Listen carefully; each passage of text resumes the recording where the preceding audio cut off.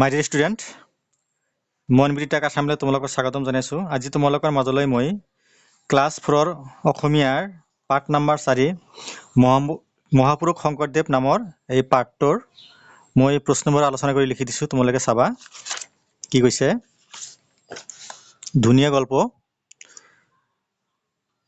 একোটিকৈ বাক্যত তলৰ প্ৰশ্নবোৰ উত্তৰ দিয়া মই ধুনীয়াকৈ গোটেইখিনি ডিটেইলছ লিখি দিছোঁ। তোমালোকে নোট কৰি ৰাখিবা বহীত চাই পেলাই।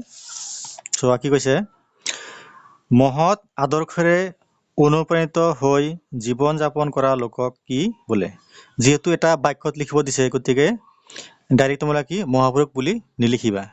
ইয়াৰ পৰা গোটেইখিনি লিখিবা কি মহৎ আদৰ্শৰে অনুপ্ৰাণিত হৈ জীৱন যাপন কৰা লোকক মহাপুৰুষ বোলে। মহৎ আদৰ্শৰে অনুপ্ৰাণিত হৈ জীৱন যাপন কৰা লোকক কি বোলে মহাপুৰুষ বোলে। নিশ্চয় বুজিলা। শংকৰদেৱৰ জন্ম ক'ত হৈছিল? লিখিবা কি শংকৰদেৱৰ জন্ম হৈছিল 1449 খ্ৰীষ্টাব্দত বৰদোৱাৰ ওচৰৰ আলিপুখুৰী নামৰ ঠাইত।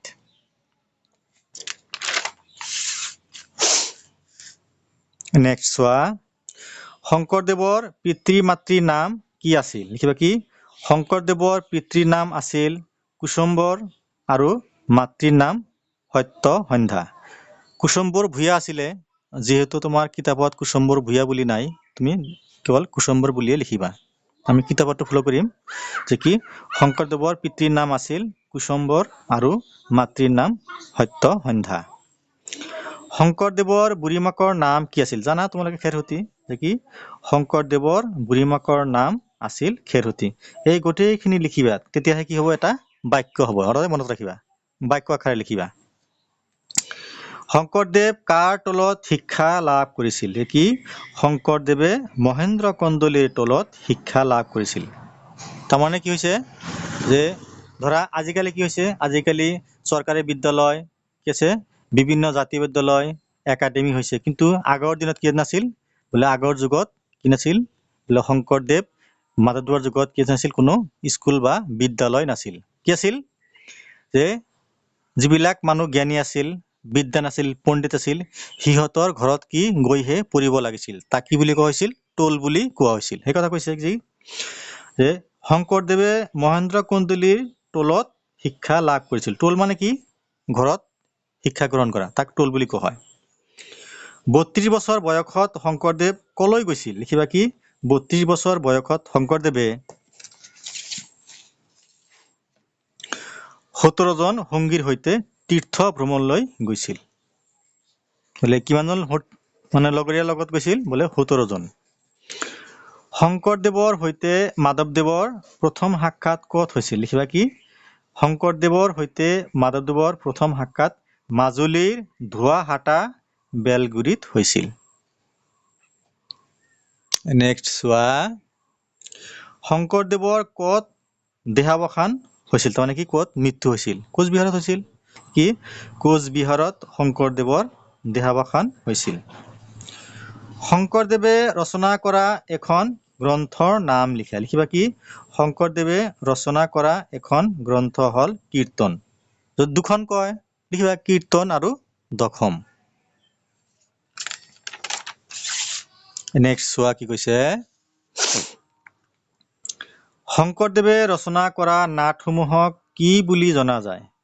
শংকৰদেৱে ৰচনা কৰা নাটসমূহক অংকীয়া নাট বুলি জনা যায়।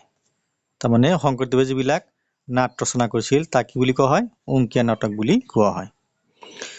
নেক্সট 2 নম্বৰ চোৱা কি কৈছে। চমুকৈ উত্তৰ দিয়া। অলপ মানে চমুকৈ লিখিবা, ইমান ডাঙৰ লিখিব নালাগে। এইবিলাক কি তোমাৰ 2 নম্বৰ বা 3 নম্বৰৰ প্ৰশ্ন দিব।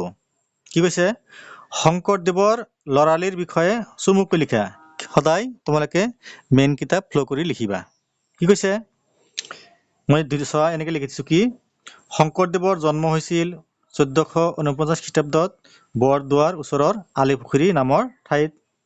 তেওঁৰ পিতৃৰ নাম কুসুম্বৰ ভূঞা আৰু মাতৃৰ নাম সত্য সন্ধ্যা। সৰুতে মাক ঢুকুৱাত বুঢ়ীমাক খেৰসূতীৰ তত্বাৱধানত ডাঙৰ দীঘল হয়। 12 বছৰ বয়সত তেওঁ মহেন্দ্ৰ কন্দলীৰ টোলত শিক্ষা লয়। এইখিনি লিখিলেই চাবচিয়ান।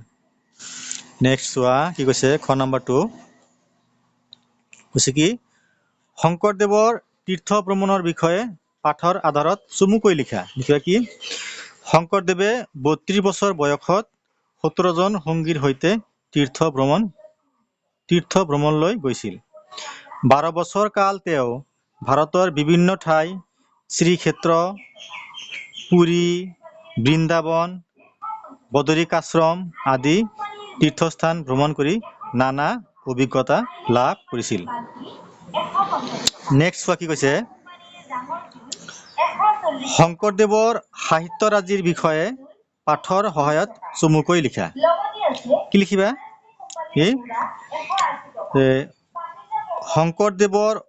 শংকৰদেৱৰ অসমীয়া সাহিত্য জগতলৈ অৱদান অপৰিসীম তেওঁ 2খন গ্ৰন্থ কীৰ্তন আৰু দশম ৰচনা কৰিছিল ইয়াৰ উপৰিও তেওঁ 6খন নাট ৰচনা কৰিছিল সেইবোৰ হল কি পত্নীপ্ৰসাদ কালিয়া দমন কেলিগোপাল ৰুক্মিণী হৰণ পাৰিজাত হৰণ আৰু ৰাজ বিজয় তেওঁ বৰগীত ৰচনা কৰিছিল ধুনীয়াকৈ নোট কৰি ৰাখিবা নেক্সট কি কৈছে চোৱা চুমুটকা লিখা চিহ্ন যাত্ৰা বৃন্দাবনী বস্ত্ৰ বৰগীত নৰনাৰায়ণ তোমালোকে অলপ জানি থবা এইবিলাক চিহ্ন যাত্ৰাৰ বিষয়ে কি এইবিলাক পাঠত কি ডিটেইলছ দিয়া নাই মই অলপ সংগ্ৰহ কৰি লিখি দিছোঁ তোমালোকে জানি থবা কি চিহ্ন যাত্ৰা 1468 চনত অসমত মঞ্চস্থ হোৱা প্ৰথম ভাওনা বা অংকীয়া নাট হ'ল চিহ্ন যাত্ৰা ইয়াতে শংকৰদেৱে 7 বৈকুণ্ঠৰ পথ আঁকি লক্ষ্মীসহ বিষ্ণুৰ 7জন পাৰিষদৰো প্ৰৱেশ দেখুৱাইছিল মূলতঃ ধৰ্ম প্ৰচাৰৰ বাবে মঞ্চস্থ হোৱা চিহ্ন যাত্ৰাই অসমত ভাওনা বা অংকীয়া নাট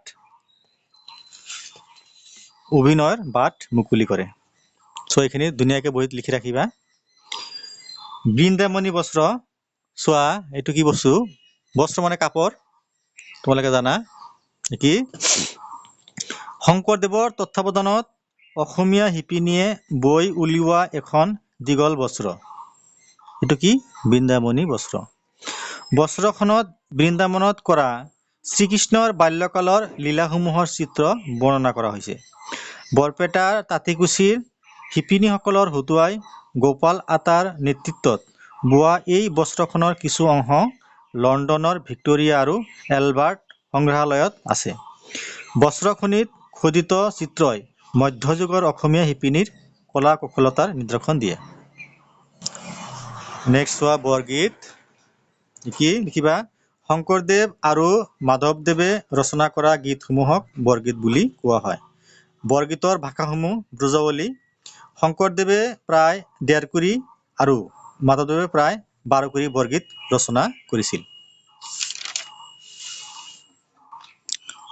লাষ্ট কৈছে কি নৰনাৰায়ণ চুমটকা মহাৰাজ নৰনাৰায়ণ অবিভক্ত কোচ ৰাজ্য কমতাপুৰৰ 3য় আৰু অন্তিম ৰজা আছিল তেওঁৰ দেউতাক বিশ্বসিংহ তেওঁৰ শাসনকালত মানে কাৰ শাসনকালত নৰনাৰায়ণৰ শাসনকালত তেওঁৰ শাসনকালত ৰাজনৈতিক আৰু সাংস্কৃতিক ক্ষেত্ৰখন উচ্চ শিখৰত আৰোহণ কৰিছিল তেওঁ নাৰায়ণী নামৰ এবিধ ৰূপৰ মুদ্ৰা প্ৰচলন আৰম্ভ কৰিছিল তোমালোকে লিখি ৰাখিবা লাষ্ট চোৱা এটা শব্দত প্ৰকাশ কৰা মই লিখি দিছোঁ সংগীতৰ বিষয়ে জ্ঞান আছে যাৰ কি সংগীতজ্ঞ লিখিবা চিত্ৰ অংকনত পাৰ্গত যি চিত্ৰকৰ লিখিবা কাহৰ পাত্ৰ গঢ়ে যি কহাৰ লিখিবা নাটক ৰচনা কৰে যি নাট্যকাৰ লিখিবা ধৰ্ম প্ৰচাৰ কৰে যি ধৰ্ম প্ৰচাৰক লিখিবা কবিতা ৰচনা কৰে যি কবি লিখিবা এইখিনি আছিল মহাপুৰুষ শংকৰদেৱৰ প্ৰশ্নসমূহ পাঠৰ প্ৰশ্নসমূহ মোৰ চেনেল মইনবুৰি টাক আসাম তোমালোকে ছাবস্ক্ৰাইব কৰিবা লাইক কৰিবা কমেণ্ট কৰিবা আৰু নিয়মিতভাৱে চাই থাকিবা থেংক ইউ